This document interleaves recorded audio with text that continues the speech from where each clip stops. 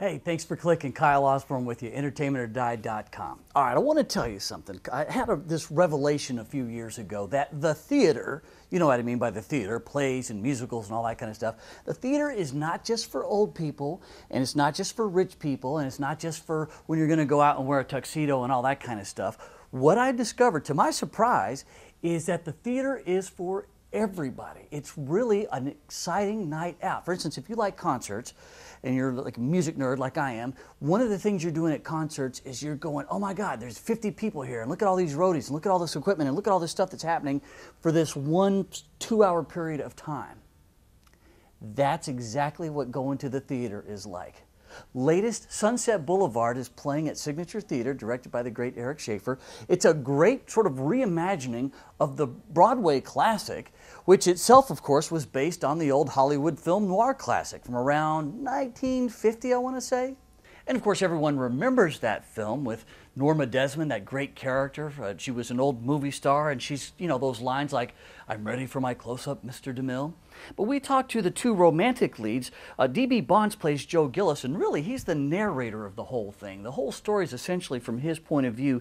So we thought it was important to talk to D.B. Bonds. And Susan Derry plays Betty Schaefer. Now, she plays a character who was actually a studio girl, which sounds a little condescending, but you had to get past her if you were going to get to Cecil B. DeMille in those days, or someone like her. But these are obviously two very young and dynamic actors, and I wanted to get their take on whether the play really is for everyone, including young people. You sit in a seat and are swept away for a few hours.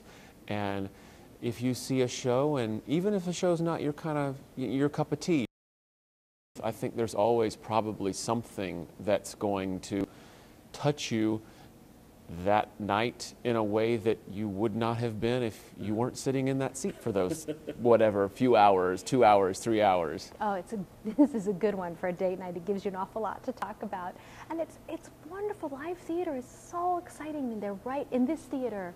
The patrons are right on the edge of the stage. They're practically in the musical with us, and it's so exciting and real and thrilling. And I mean, who doesn't want to go see a musical about things like murder and intrigue and you know, Hollywood? Inappropriate sex is where it's at these days, let me tell you. I mean, what's better for date night? Please, yeah. I think the theater is unlike anything else in that it's not a concert that somebody isn't playing a character.